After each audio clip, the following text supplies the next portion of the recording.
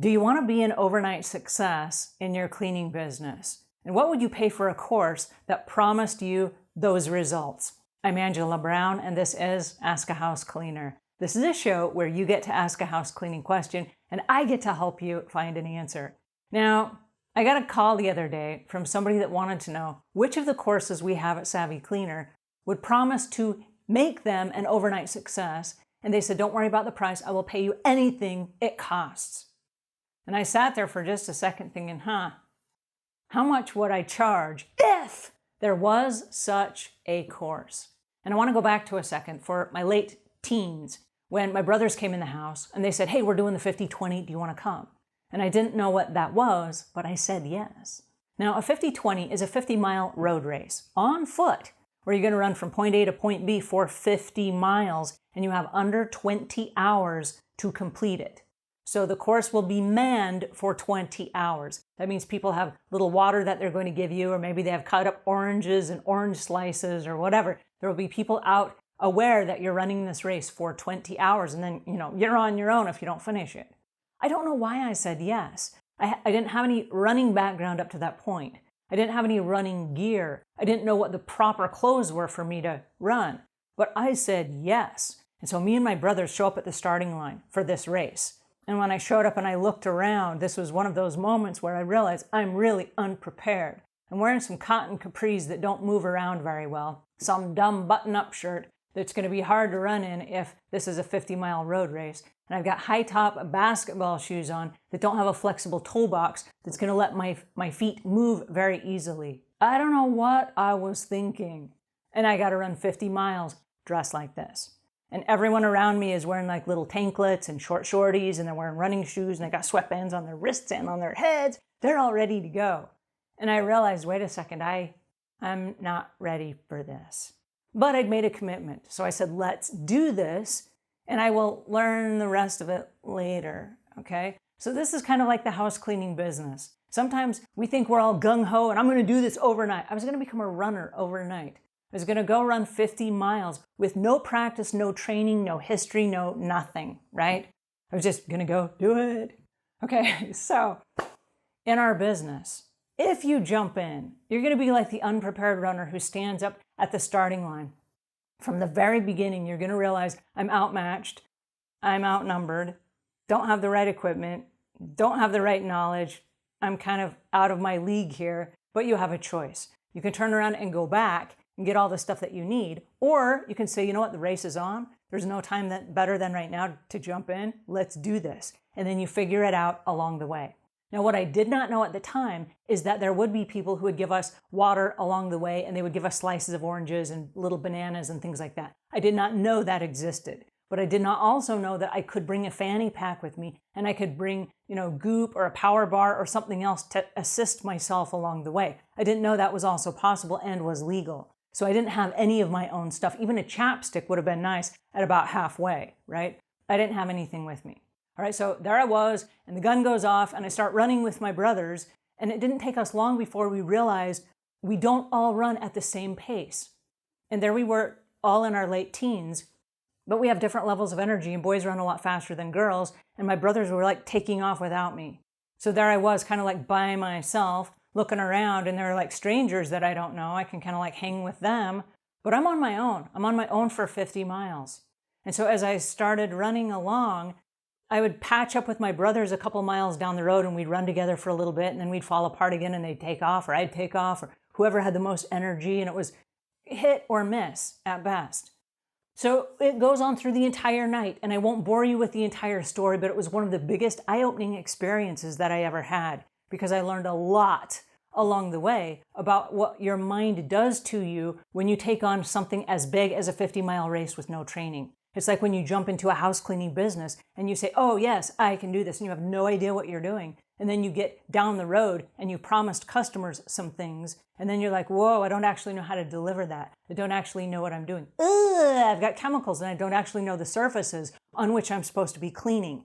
And then you feel real quickly that you're out of your league. And while you're trying to learn it as you go, you're trying to have the least amount of collateral damage. Now for me, in my road race, it wasn't until mile 13 or 14 I already had blisters on my feet. And I realized not only did I wear the wrong shoes, but now I think my toes and my feet are bleeding, and I'm only at mile 13 or 14, and I have 50 miles before this race is over. So what am I going to do? And so you have to start thinking in terms of being creative. Am I going to barrel through the pain? Am I going to stop and ask someone for a Band-Aid? Didn't have any Band-Aids on me. I mean, I had nothing on me, right? So I decided to just keep going because I figured that even if I was in a lot of pain, within 3 or 4 days, my body would heal itself and I would recoup. And this would be the memory of a lifetime. And it's something I got to do with my brothers. And it was just going to be fun, right? So I barreled on through. All right, so in our house cleaning business, it's a lot the same way. We're going to get stumped. We're going to realize, I'm in a lot of pain in this moment. What am I going to do? And the answer is you barrel on through. Because once you've made a commitment, and it's a commitment to your family that you have bills to pay, it's a commitment to your clients that you promise them you're going to come clean, you better figure it out. It's a commitment that you have once you've hired employees. When I started my house cleaning business, I wasn't but a couple months in before I started hiring employees because I needed the help and I was going to grow a business. I had no idea, just like being in the middle of this road race, I had no idea that meant I was responsible for payroll. I was responsible to put food on their table, not my customers. I hired them. They work for me. I work for other customers. I better go get more jobs, right? So you end up putting yourself in situations where you haven't really thought it through very well, like the high top basketball shoes that you're wearing on a road race for 50 miles. Okay? Now, I'm not here to harp on the 50-mile race. It got to the point where I patched up with one of my brothers somewhere along mile 43, 44. And we were literally, no lie, we were literally pushing each other. I would get behind him and I would push him as long as I could. Then he would get behind me and push me as long as I could. And we were falling asleep. We were tired. We were exhausted. And to finish that race is one of the biggest achievements of my life for this reason. I was completely unprepared and I had no idea what I was doing. And I finished it. Okay, so the cool thing is this. As that race was over, I went home and I said, I will never do that again. And then it was about a week or 2 weeks later after it all started settling in my head and my body started to heal itself. I had blisters and my toenails fell off. And it was really bad. Okay, don't ever run a 50-mile race unless you are prepared. Okay, and I wasn't. But I turned around and then I took up marathon running, which is 26.2 miles. And having already gone 50 miles, I look back on that and I'm like, wait a second.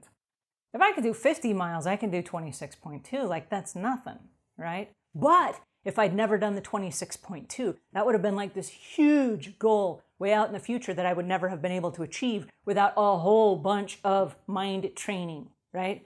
But now I was like, I was unprepared. I didn't know what I was doing. I went out and I ran 50 miles. Sure, I can run 26.2. But here's what changed. Jeff Galloway had written a book, and I'm not here to sell Jeff Galloway's book. This is archaic by now. It is about 37 years old, and I've had it for at least 30 years. But the cool part about this book is it walks you through every single training for the first several weeks of training for a marathon. It walks you through your slow runs and your long distance runs and your speed training. And it shares with you what to eat and how to stretch and how to get ready and how to build up and how to prepare, what kind of shoes to wear and the running clothes that you need. And it walks you through all the different psychological aspects of here's what's going to happen, here's what you can expect.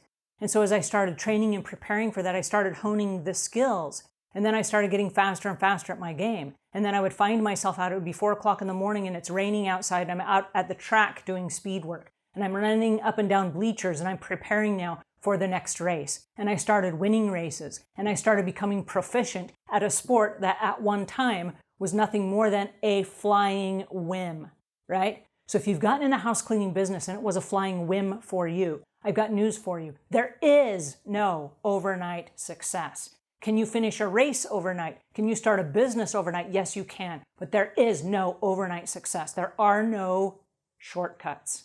And I hate to say this because it's going to discourage a lot of you from starting a business. But no business was successful overnight because somebody just jumped in and then poof, they magically turned something from nothing into something magnificent. Never happened. If it appears that way, and you go back in time, you can look at people who have education or they have past business experiences. They've done elements of what they did to get to what we assume is overnight success. They have elements and traces of that throughout their past that brought them to this moment, right? It was kind of like my brothers. I knew they were a support system for me. I knew they would get me through the race. What that looked like, I had no idea because we never run 50 miles together. They were a support system for me. And like I say, at about mile 44, my brother is pushing me physically to try to keep me going so that I can get to the end result, right? We are pushing each other. So the reality is you will have moments and elements where you will pull everything from your past and everything that you know to get to the next point in your business. But there is no such thing as overnight success. So if there was a course, I would have prepared it for you by now. And I would charge you an enormous amount of money because it would be worth every penny if such thing existed. All right. I hope that helps. If it does, give us a thumbs up. If you got questions or comments, those go in the notes below. Until we meet again, leave the world a cleaner place than when you found it.